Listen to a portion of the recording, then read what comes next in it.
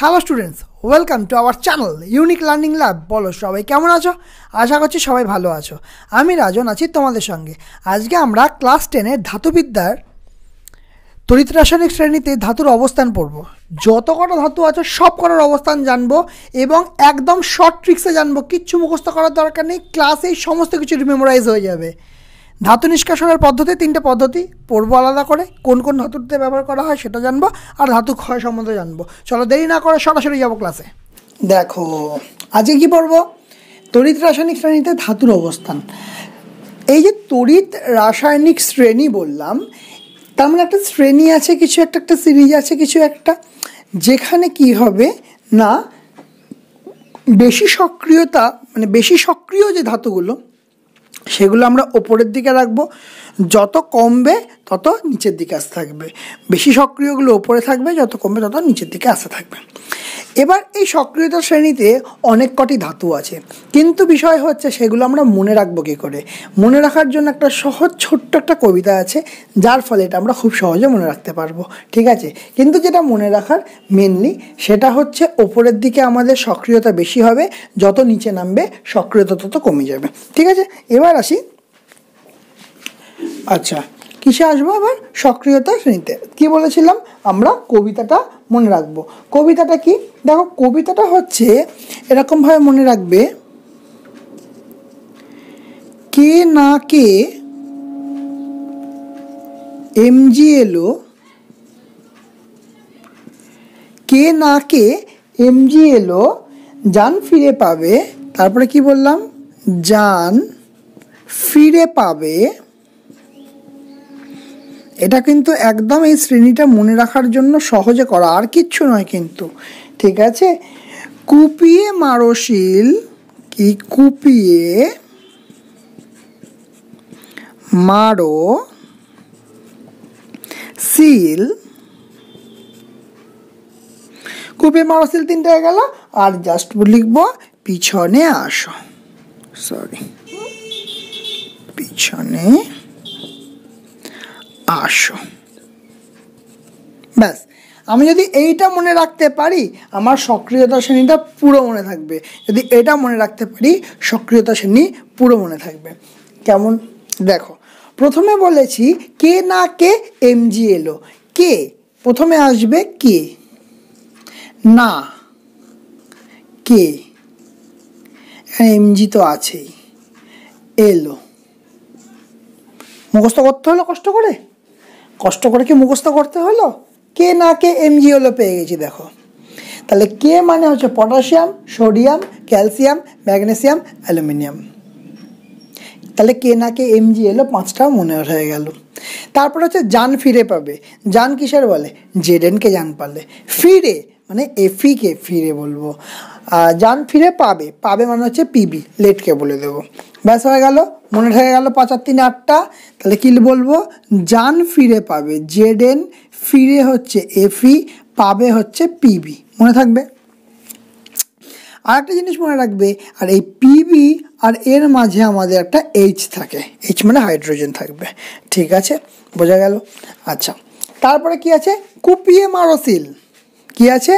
কুপিয়ে মারো শিল। কুপিয়ে বলতে সিইউ, কুপিয়ে সিইউ, মারো শিল, মারো মানে মার্কারি মানে এইচজি, শিল, শিল কি হবে? সিলভার, সিলভার মানে কি? এইচজি। ব্যাস কত সুন্দর মনে হয়ে গেল। কুপিয়ে সিইউ, মারো মার্কারি এইচজি, সিল, সিল কি দিয়ে হয়? সিলভার।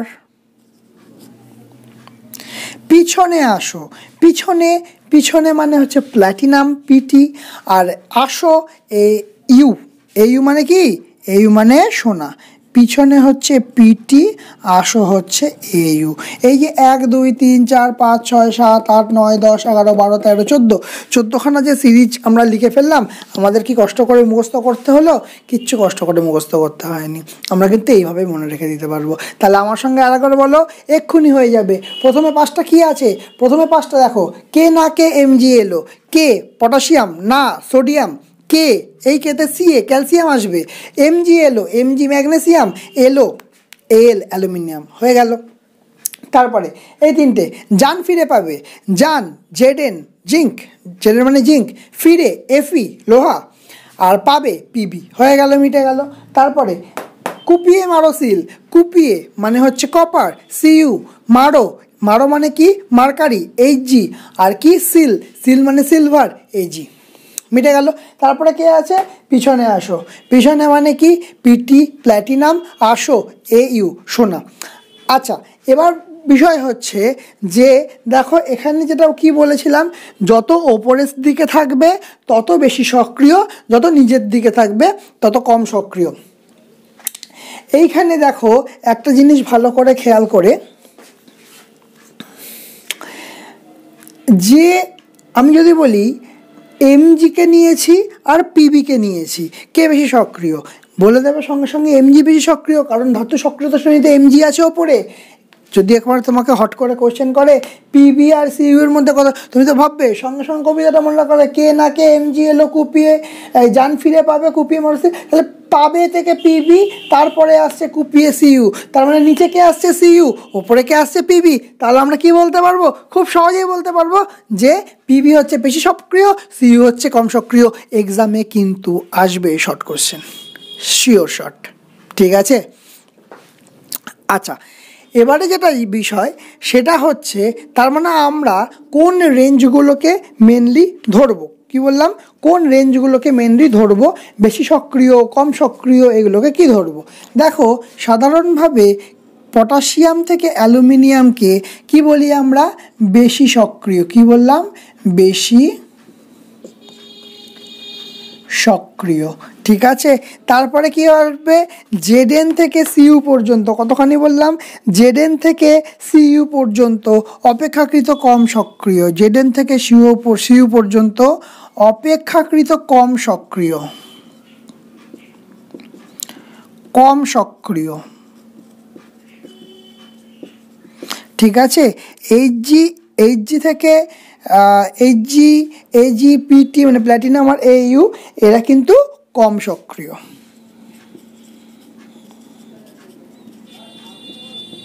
কোনো কোনো বইতে দেখতে পাবে এই দুটোকে আলাদা করে বলা হচ্ছে অতি কম সক্রিয়, অতি কম সক্রিয়। অ্যাকচুয়ালি এই যে আমরা যদি বলি এজি মানে রূপো, পিটি, এইউ, এদের প্ল্যাটিনাম সোনা, এদেরকে না সরাসরি মানে কিছু লাগে না, সরাসরি আমরা পরিবেশ থেকে কোনো বিক্রিয়া ছাড়া এগুলোকে আমি পেয়ে যাই। অ্যাকচুয়ালি এই যে সিরিজটা আমরা করি মেনলি ধাতু নিষ্কাশন কিভাবে হয় এদের, এইটা জানার জন্য করি।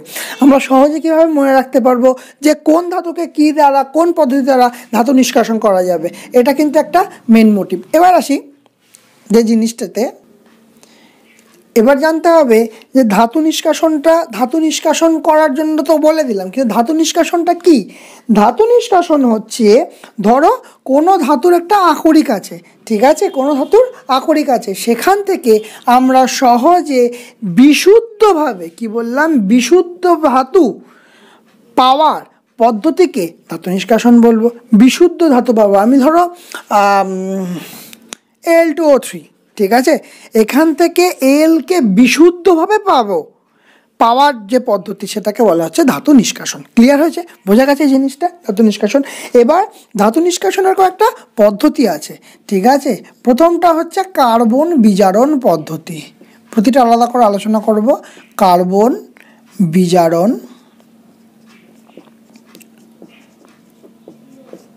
পদ্ধতি, ঠিক আছে, কার্বন বিজারণ পদ্ধতি, ঠিক আছে। পরেরটা হচ্ছে থার্মিট পদ্ধতি। পরেরটা কি, এইটার নাম অনেকেই শুনেছো, রেল লাইনে হয়ে থাকে, থার্মিট পদ্ধতি, ঠিক আছে। তাহলে দুটো জানলাম, একটা হচ্ছে কার্বন বিজারণ পদ্ধতি, এটা হচ্ছে থার্মিট পদ্ধতি। কিন্তু আরও একটা আছে, সেটা হচ্ছে তড়িৎ বিজারণ পদ্ধতি, বা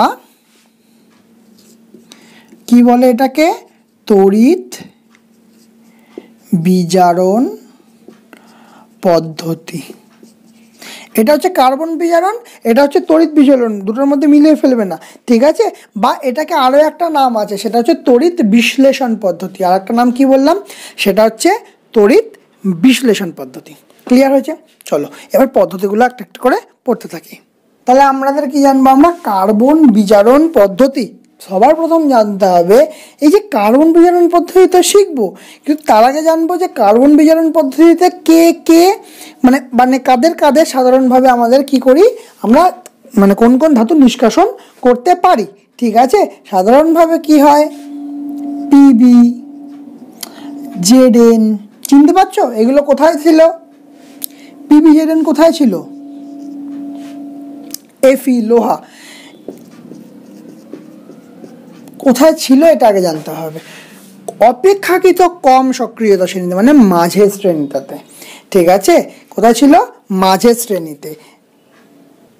তাহলে এটা কোন জায়গাটা কম সক্রিয়তা শ্রেণী? মানে যান ফিরে পাবে কোপায়, ওই জায়গাটা যেখানটা বলেছিলাম। তাহলে যান ফিরে পাবে জেডএন, ফিরে এফি, জেডএন পাবে পিবি, কোপায় কপার। ঠিক আছে, এদের পাবো মানে অপেক্ষাকৃত কম সক্রিয়তা শ্রেণী যেটা আছে সেইখানে আমরা কোন পদ্ধতি ইউজ করব? কার্বন বিজারণ পদ্ধতি ইউজ করব। ক্লিয়ার হয়েছে? তাহলে আমরা একটা দেখি, দেখো যতক্ষণ না আর এই পদ্ধতি একটা জিনিস যতক্ষণ আমরা বিক্রিয়া না দেখব ততক্ষণ কিন্তু ব্যাপারটা ক্লিয়ার হবে না। ঠিক আছে, তাহলে এই পদ্ধতিতে কি হচ্ছে, ধাতব ধরো কোনো একটা অক্সাইড আছে, ধরো ধাতব অক্সাইড ধরো পিবির জন্য বলছি পিবিও, জেডএনও, এই যে ধাতব অক্সাইডগুলো আছে কি করব, এখানে আমরা কার্বন ইউজ করব। ঠিক আছে, তাহলে কার্বন ইউজ করলে কি হবে, একটা কার্বন মনোক্সাইড তৈরি হয়ে যাবে। তাহলে কি হবে, কার্বনের বিজারণ ঘটবে। কি ঘটবে? কার্বনের বিজারণ ঘটবে। মানে কি হবে, উচ্চ তাপমাত্রায় কার্বন দ্বারা বিজারিত হবে, বিজারিত হয়ে ধাতু আমরা নিষ্কাশন করতে পারবো, ধাতুটা আমরা পাবো। একটা এক্সাম্পল দিলে তবে বুঝতে পারবে ভালো করে যে কি হচ্ছে। ধরো আমরা নিচ্ছি ZnO। ঠিক আছে, এখানে কি দিয়ে দিচ্ছি, এখানে ধুম করে দিয়ে দিলাম কার্বন। কি দিলাম? কার্বন। তাহলে কি তৈরি হবে, Zn ধাতুটা তো পেলাম, আর এখানে CO, CO কিসের? CO2 কিসের সঙ্গে? Carbon dioxide. CO কিসের সঙ্গে হবে? Carbon monoxide. ক্লিয়ার হয়েছে? বোঝা গেছে? Carbon monoxide. একই রকমভাবে আমরা আচ্ছা ZnO তো করলাম, তাহলে ZnO কে জিঙ্ক তো পেয়েছি, এখানে কার্বন মনোঅক্সাইড গেছে। ঠিক আছে, আচ্ছা আর একটা কাজ করি, ZnO কে কি করব, কার্বন মনোঅক্সাইডের মধ্যে দিয়ে পাঠাবো। তাহলে কি পাবো? Zn পাবো আর কার্বন ডাইঅক্সাইড ওখান থেকে পেয়ে যাব। ক্লিয়ার হচ্ছে? বোঝা গেল? এখানে কি হচ্ছে, আচ্ছা এই যে সি ইউজ করেছি না, অ্যাকচুয়ালি এখানে কোক ইউজ করা হয়, কোক মানে সি কার্বন। ঠিক আছে, তো এখানে কি হচ্ছে ভালো করে দেখো, এই জায়গাটায় কার্বন কি হচ্ছে, মানে কার্বন জারিত হচ্ছে, জারিত হয়ে কার্বন মনোঅক্সাইডে পরিণত করছে, কার্বন জারিত হয়ে মনোঅক্সাইডের কাজ করছে। এটি কিসের কাজ করছে? মেনলি এটি আবার বিজারকের কাজ করছে। ঠিক আছে, ক্লিয়ার হচ্ছে? তাহলে এইটা হচ্ছে কার্বন বিজারণ পদ্ধতি। এরপরে আমরা কি জেনেছিলাম? এরপর হচ্ছে থার্মিট পদ্ধতি। 2 নম্বরে কি জেনেছিলাম? থার্মিট পদ্ধতি। সবার আগে জানতে হবে থার্মিট পদ্ধতিটা আমরা কোথায় কোথায় ব্যবহার করি। কি করব, অ্যাকচুয়ালি থার্মিট পদ্ধতিতে কি করা হয় এটা জানা বেশি দরকার। যে কিছু কিছু সময় কি হয়, ধরো কোনো একটা ধাতব অক্সাইড আছে, ঠিক আছে, ধাতব অক্সাইডকে অপেক্ষাকৃত বেশি সক্রিয়, কি বললাম, ধাতব অক্সাইডকে অপেক্ষাকৃত বেশি সক্রিয় আর উচ্চ উষ্ণতা তো ইম্পর্টেন্ট অবশ্যই, এটা নিয়ে কোনো সন্দেহ নেই। ঠিক আছে, তাহলে অপেক্ষিত বেশি সক্রিয় ধাতু দ্বারা কি করতে হবে, আমাদের বিজারিত করতে হবে। কি করতে হবে? বিজারিত করতে হবে। ঠিক আছে, তার ফলে কি হবে, আমরা ধাতব মৌল পেয়ে যাব। কি পেয়ে যাব? ধাতব মৌলটা পেয়ে যাব। ঠিক আছে, দেখো কয়েকটা জিনিস, যেমন ধরো অ্যালুমিনিয়াম। ঠিক আছে, অ্যালুমিনিয়ামকে ইউজ করে বা অ্যালুমিনিয়ামকে বিজারক হিসেবে ব্যবহার করে আমরা কি কি পাই জানো? লোহা পাই, ক্রোমিয়াম পাই, ম্যাঙ্গানিজ পাই, এগুলো পেয়ে থাকি। এই পদ্ধতিটাকে আমরা থার্মিট পদ্ধতি বলা হয়। ঠিক আছে, আর একটা জিনিস, থার্মিট পদ্ধতিতে কিন্তু টেম্পারেচারটা একটু বেশি লাগে, প্রায় 2000 ডিগ্রি সেলসিয়াস। কত বললাম? প্রায় 2000 ডিগ্রি সেলসিয়াস উষ্ণতায় কম বেশি লাগে। ঠিক আছে, আমি ধরো একটা এক্সাম্পল দিলাম, ধরো আমরা আচ্ছা কি কি বললাম তোমাকে, অ্যালুমিনিয়ামকে ইউজ করে কি বললাম, লোহা, ম্যাঙ্গানিজ, এইগুলো, ঠিক আছে, এদেরকে পাচ্ছি। তাহলে ধরো আমরা একটা কাজ করি, কাকে নেওয়া যায়, Fe2O3কে নেই, মানে ফেরিক অক্সাইড, হ্যাঁ ফেরিক অক্সাইড, এই কাকে বললাম Fe2O3, কাকে নিলাম Fe2O3কে নিলাম, ঠিক আছে। এখানে কি মেশালাম, এখানে এর সঙ্গে আমরা অ্যালুমিনিয়ামকে নিলাম, ঠিক আছে, এর সঙ্গে কাকে নিলাম, অ্যালুমিনিয়ামকে নিলাম। এর ফলে কি হচ্ছে, আমরা 2 অণু Fe পাবো। দেখো আমরা কিন্তু অলরেডি মানে বিশুদ্ধ লোহাটা কিন্তু পেয়ে গেলাম, এর সঙ্গে কি পাবো, Al2O3, কি পাবো, Al2O3, ঠিক আছে, Al2O3 তো সবাই পরিচিত, এইটার সঙ্গে Al2O3 পাবো। আচ্ছা, তাহলে বিক্রিয়াটা বোঝা গেল। ও আর একটা জিনিস, আর এর সঙ্গে না কিছুটা টেম্পারেচার, মানে কিছু তাপশক্তি পাবো, ওটা হয় হচ্ছে 199 কিলো ক্যালোরি। কত বললাম, 199 কিলো ক্যালোরি। ক্লিয়ার, বোঝা গেছে। কোথায় ব্যবহার হয়, ঠিক আছে, বিশেষ করে দেখবে রেল লাইন, ট্রাম লাইন, এইগুলোতে কিন্তু আমরা থার্মিট পদ্ধতিতে ব্যবহার করতে দেখেছি, ঠিক আছে। বা ধরো বড় বড় জাহাজের ভগ্ন অংশ, বড় বড় মেশিন, ঠিক আছে, এগুলোর জন্য কিন্তু আমরা থার্মিট পদ্ধতি ব্যবহার করতে মানে ইউজ করা হয়, ঠিক আছে। একে আমরা সাধারণ কথায় কি বলি জানো, সাধারণ কথায় একে আমরা বলি ঝালাই বলি, এটার সঙ্গে সবাই পরিচিত। এর ভালো নাম হচ্ছে স্পট ওয়েল্ডিং, স্পট ওয়েল্ডিং, ঠিক আছে, সিম্পল, বোঝা গেল। আচ্ছা, ক্লিয়ার হচ্ছে আশা করি। চলো নেক্সট দেখবো কি আছে। এরপরে কি দেখবো, যে 3 নম্বর তড়িৎ বিজারণ পদ্ধতি। কি পদ্ধতি বললাম, তড়িৎ বিজারণ পদ্ধতি। আচ্ছা, তাই এইগুলো তো দেখলাম, কিন্তু তড়িৎ বিজারণ পদ্ধতিটা কাদের হবে, তড়িৎ বিজারণ পদ্ধতি বা তড়িৎ বিশ্লেষণ পদ্ধতিটা কাদের হবে। 3 নম্বর পয়েন্ট, তড়িৎ বিজারণ পদ্ধতি। একদম সিম্পলি মনে রাখবে, যারা অতি সক্রিয় ধাতু, কি বললাম, অতি সক্রিয় ধাতু, এবার তাদের হবে তড়িৎ বিজারণ পদ্ধতি। এবার অতি সক্রিয় ধাতু কাকে বলেছিলাম, কে না কে MgLO, তাই তো, কে না কে MgLO, এরা হচ্ছে অতি সক্রিয় ধাতু। তাহলে এদেরকে কি করছে, আমরা এদেরকে তড়িৎ বিজারণ পদ্ধতির মাধ্যমে বা তড়িৎ বিশ্লেষণ পদ্ধতির মাধ্যমে আমরা কি করছি, আমরা মানে এই ধাতুগুলোকে নিষ্কাশন করছি, ঠিক আছে। প্রথমে কি করব, ধরো ধাতুর কোনো একটা লবণ, আমি এই ধাতুগুলোকে না আমি M বলে ডিনোট করছি। কি বলে ডিনোট করছি, M।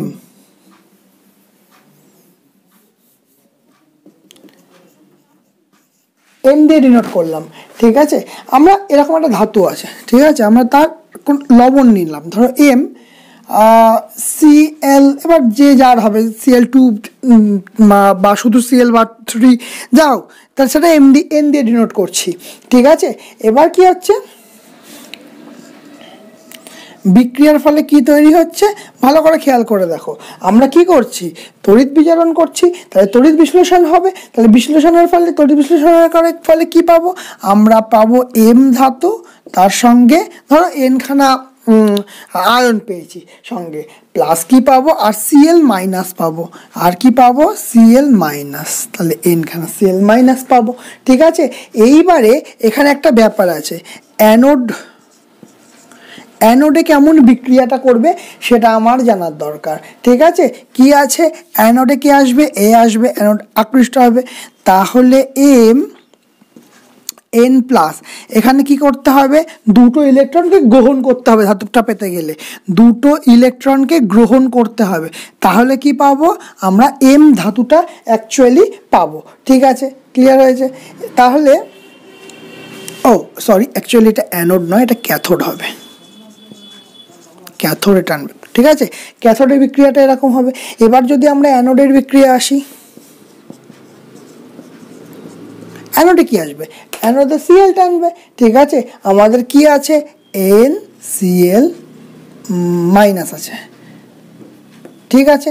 এখান থেকে আমরা কি পাবো, সিএল আছে, NCl মাইনাস আছে, তাহলে দেখো এখান থেকে ক্লোরিন পাবো, আর এনখানা ইলেকট্রন কি হবে, এরা গ্রহণ করবে, কি করবে, এনখানা ইলেকট্রন কি ত্যাগ করবে এখান থেকে।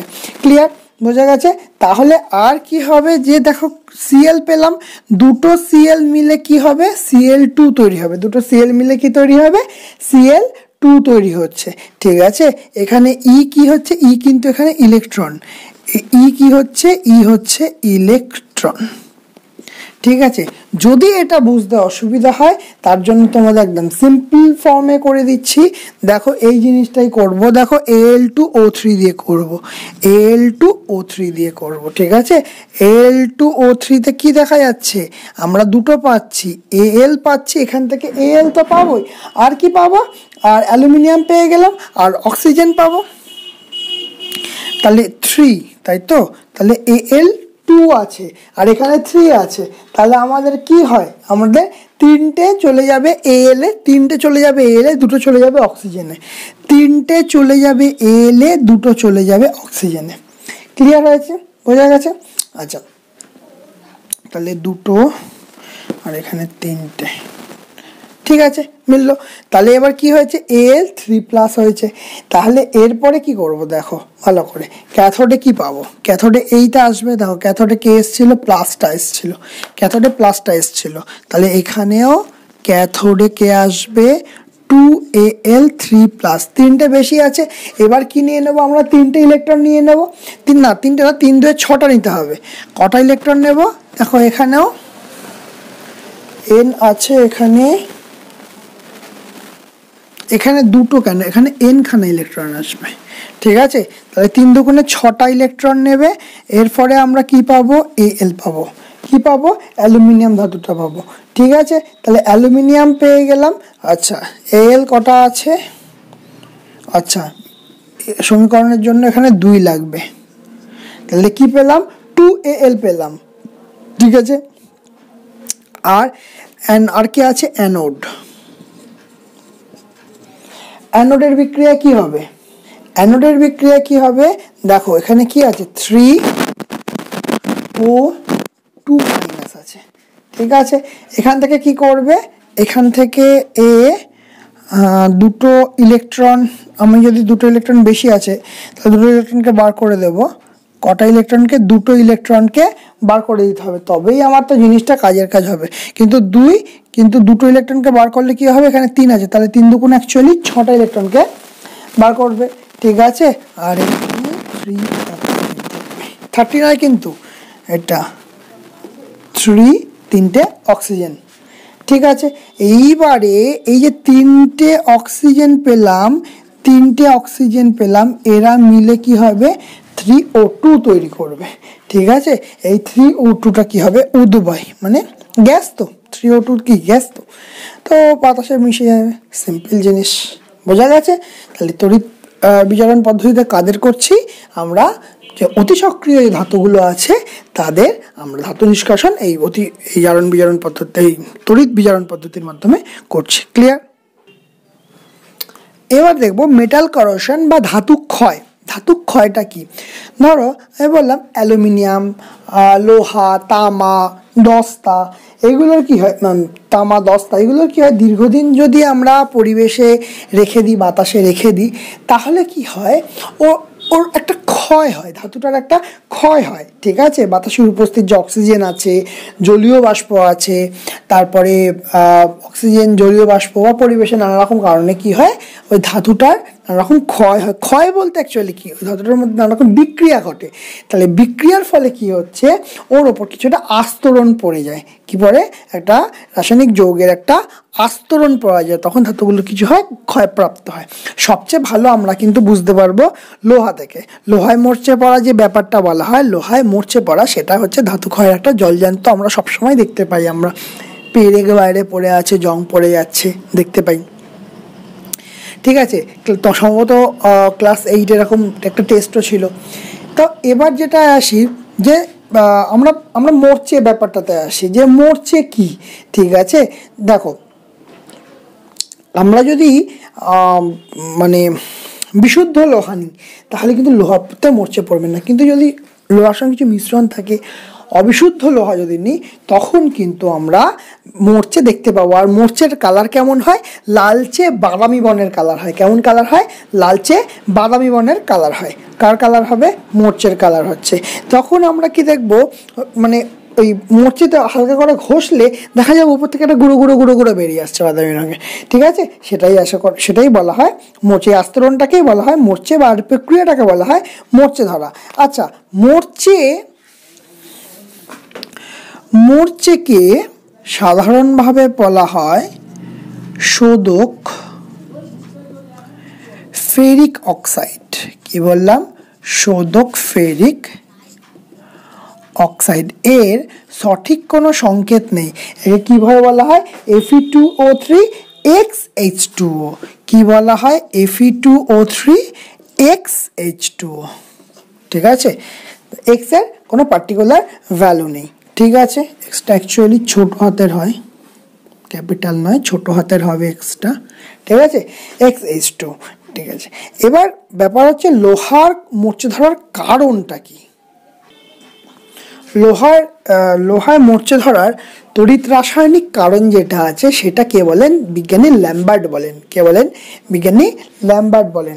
তিনি কি বলেন যে যখন নিম্ন জারণ ক্ষমতা সম্পন্ন লোহার মধ্যে যেগুলো মিশে থাকে, ঠিক আছে, নিম্ন জারণ ক্ষমতা সম্পন্ন অশুদ্ধগুলো যেগুলো থাকে সাধারণ লোহাতে, সেই অশুদ্ধগুলো লোহার কণা আর জল এরা সব বিক্রিয়া অংশগ্রহণ করে, মানে তড়িৎ কোষের একটা সৃষ্টি করে, ক্ষুদ্র তড়িৎ কোষের সৃষ্টি করে। তাহলে সেই তড়িৎ কোষে কি হয়? লোহা, ঠিক আছে, অ্যানোড, আর কি অশুদ্ধগুলো যেগুলো আছে লোহাটা অ্যানোডে আর অশুদ্ধগুলো ক্যাথোডের কাজ করে, ঠিক আছে। এটাই সাধারণভাবে হচ্ছে মতামত। আর তাহলে আমাদের যে জল লাগে, ঠিক আছে, জল কিসের কাজ করে? জল হচ্ছে তড়িৎ বিশ্লেষ্য রূপে কাজ করে। কি কাজ করে? জল তড়িৎ বিশ্লেষ্য রূপে কাজ করে। আর এটা হচ্ছে CO2 যুক্ত জল, এটা মনে রাখবে, এটা হচ্ছে CO2 যুক্ত জল। দেখো, যতক্ষণ বিক্রিয়াটা জানছি আমরা, বিক্রিয়াটা কিন্তু না হলে ক্লিয়ার হবে না বিষয়টা, ঠিক আছে। দেখো কি হচ্ছে আমাদের অ্যানোড ক্যাথোডের বিক্রিয়া তো আগেরটাতেও দেখলাম, এটাতেও দেখব। প্রথমে অ্যানোডের বিক্রিয়া। কাকে নিচ্ছ? কাকে নেব আমরা এখানে? Fe কে নেব। কাকে নেব? Fe কে নেব। এখান থেকে দুটো ইলেকট্রন বেরিয়ে যাচ্ছে, তাহলে কি হচ্ছে? দুটো পজিটিভ আয়ন তৈরি হয়ে যাচ্ছে Fe। ক্লিয়ার হলো? তাহলে অ্যানোড বিক্রিয়াতে তো কোনো সমস্যা নেই। যেটাই এটা আসবে সেটাই হচ্ছে ক্যাথোড বিক্রিয়াটা, একটু মনে রাখতে হবে। কিভাবে মনে রাখবো ক্যাথোড বিক্রিয়াটা? দেখো, প্রথম কথা হচ্ছে আমরা তো জল ভেঙে H+ আয়ন পাচ্ছি, এখান থেকে একটা ইলেকট্রন কি করছি আমরা? H+ আয়ন পাচ্ছি, সেখানে কি করছি? একটা ইলেকট্রন গ্রহণ করলাম, একটা প্লাস আছে, একটা ইলেকট্রন গ্রহণ করলাম, তাহলে আমার কি পেলাম? H পেলাম। ক্লিয়ার হলো?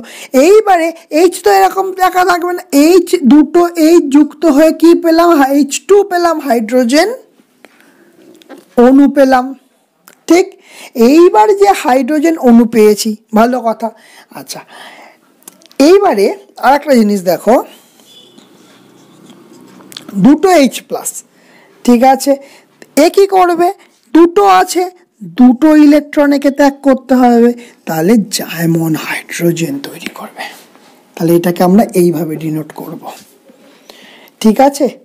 আচ্ছা, আর হাইড্রোজেন কটা আছে? দুটো জাইমন হাইড্রোজেন তৈরি করবে, ঠিক আছে। যখনই দুটো জাইমন হাইড্রোজেন তৈরি করলো, এ কি করবে? হাফ অণু অক্সিজেনের সঙ্গে যুক্ত হবে। কার সঙ্গে যুক্ত হবে? হাফ অণু অক্সিজেনের সঙ্গে যুক্ত হবে, দিয়ে তৈরি করবে কি? জল তৈরি করবে, H2O। বোঝাতে পারলাম? আর একটা কি হবে? এই যে কার্বন ডাই অক্সাইড ছিল, তার থেকে যে কার্বনিক অ্যাসিড পাবো, ঠিক আছে, সেই কার্বনিক অ্যাসিড কিন্তু এই H+টা আমাদের সরবরাহ করছে, ঠিক আছে। এই H+টা সরবরাহ করছে।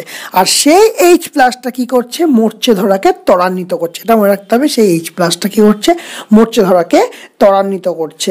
এছাড়াও মরচে ধরাকে আর এইচ প্লাস যেমন ত্বরান্বিত করছে, তখন ক্লোরাইডও ত্বরান্বিত করছে। কে ত্বরান্বিত করছে? জলের মধ্যে যে Cl মাইনাস ক্লোরাইড আয়ন আছে, সেও কিন্তু মরচে ধরাকে দ্রুত করছে। ঠিক আছে, সমুদ্রগামী যে জাহাজগুলো আছে, ঠিক আছে, বা জলের নিচে যে পাইপ লাইনগুলো আছে, এগুলো যে মরচে থাকে, তার কিন্তু মেন কারণ কিন্তু এরাই। ক্লিয়ার? এবার আমরা মরচেটাকে নিবারণ করব কি করে? মানে এটা তো পড়ছে, এবার পড়লে তো তার কিছু সলিউশন তো লাগবেই।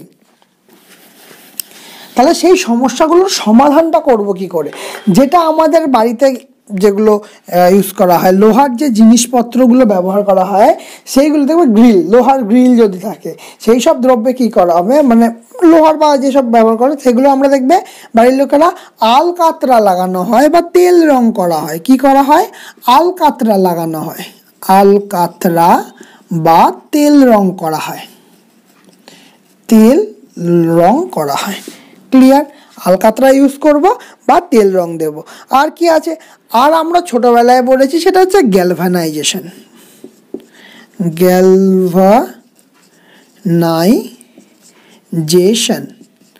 গ্যালভানাইজেশনের মাধ্যমে। আচ্ছা, গ্যালভানাইজেশনটা কি? আমরা বাড়িতে বিভিন্ন চামচ দেখেছি, ঠিক আছে, তো চামচে কি হয়? চামচে হচ্ছে, ধরো লোহার একটা চামচ আছে, কিন্তু লোহার চামচ আমরা যদি ব্যবহার করতে থাকি, তাহলে কি হচ্ছে, ওর ওপর মরচে পড়ে যাবে। সেই মরচেটাকে আমরা কাটাবো কি করে? তার থেকে যদি আগে থেকে প্রোটেকশন নিই, তাহলে আমরা কেটে যাবে। কি করব আমরা? জিঙ্কের কি করব, ওর ওপর একটা আস্তরণ ফেলে দেবো। কি করব? জিঙ্কের একটা আস্তরণ ফেলে দেবো। এর ফলে কি হবে, পরিবেশের সঙ্গে লোহার সরাসরি সংস্পর্শ হচ্ছে না, যা হচ্ছে জিঙ্কের সঙ্গে হচ্ছে। আচ্ছা, তো জিঙ্কের সঙ্গে হলে কি হচ্ছে, কম বিক্রিয়া করছে, তাহলে কি হচ্ছে, লোহার সঙ্গে মরচে, মানে লোহার ওপর মরচে পড়ছে না। ঠিক আছে, তাহলে গ্যালভানাইজেশনের মাধ্যমে কিন্তু আমরা এটা করতে পারছি। ঠিক আছে, যেমন এছাড়াও ধরো টিনের ওপরেও জিঙ্কের প্রলেপ দেওয়া হয়, এগুলো করা হয়ে থাকে। আর কি আছে? আর আছে, দেখো, যদি একটু ভালো মেটালের দিকে যাই, যেমন ক্রোমিয়াম, ঠিক আছে, লোহার ওপর ক্রোমিয়ামের যদি আস্তরণ দিয়ে দেওয়া হয়, তাহলেও কিন্তু আমরা এই যে মরচে ধরা থেকে বাঁচতে পারি। ঠিক আছে, নিকেলও খুব ভালো। ঠিক আছে, এরা কিন্তু আমরা কিন্তু তাহলে বাঁচতে পারি। ঠিক আছে, তড়িৎ করে দিতে পারলে। আর একটা জিনিস করা যেতে পারে, যদি বেশি ধরো মানে অধিক ধনাত্মককারী যদি কোনো মৌল থাকে, অধিক ধনাত্মককারী, যেমন ধরো ম্যাগনেসিয়াম, একটা পাত আছে, যেমন ধরো একটা এক্সাম্পল দিই, দিল্লিতে, ঠিক আছে, গুপ্ত যুগ মানে বুঝতে পারছো তো, কত বছর আগে, তাহলে দিল্লিতে গুপ্ত যুগে কুতুব মিনার বানানো হয়েছিল। ঠিক আছে, অ্যাকচুয়ালি কুতুব মিনার নয়, কুতুব মিনারের যে কমপ্লেক্স আছে, ঠিক আছে, কুতুব মিনারের যে কমপ্লেক্স আছে, সেখানে আয়রন পিলার বলে একটা জিনিস আছে, যেটা তৈরি করেছিল চন্দ্রগুপ্ত টু, মোটামুটি 5th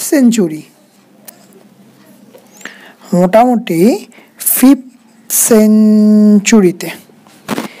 তো 5th সেঞ্চুরিতে তৈরি হওয়া আয়রন পিলার, যেটা আজ পর্যন্ত এখনো পর্যন্ত কিচ্ছু হয়নি, তাকে মরচে পড়েনি। কেন? কারণ খুব উচ্চমানের ইস্পাত ব্যবহার করা হয়েছিল এইসব মাধ্যমে। ঠিক আছে, যার জন্য এখনো পর্যন্ত ওর কোনো ক্ষতি হয়নি। ক্লিয়ার? আচ্ছা, এটা কিন্তু ওই কুতুব মিনারই একটা, মানে কুতুব মিনার কমপ্লেক্সেই দেখতে পাওয়া যায় অ্যাকচুয়ালি, কিন্তু কুতুব মিনার কমপ্লেক্সে দেখতে পেলেও চন্দ্রগুপ্ত টু গুপ্ত যুগে বানানো হয়েছিল 5th সেঞ্চুরিতে। ঠিক আছে, বোঝা গেল? আচ্ছা, বলো তাহলে আজকে আমাদের ক্লাসটা কেমন লাগলো। যদি ভালো লেগে থাকে অবশ্যই লাইক করবে, কমেন্ট করবে আর শেয়ার করবে। আর যারা চ্যানেলটাতে নতুন হচ্ছে অবশ্যই সাবস্ক্রাইব করে দেবে, পাশে থাকা বেল আইকনটা অবশ্যই ক্লিক করে দেবে। ধাতুবিদ্যার ক্লাস কিন্তু আজকে পুরোটা শেষ হয়ে গেল। ক্লিয়ার হয়েছে? তো আজকের মতো ক্লাস এখানেই শেষ।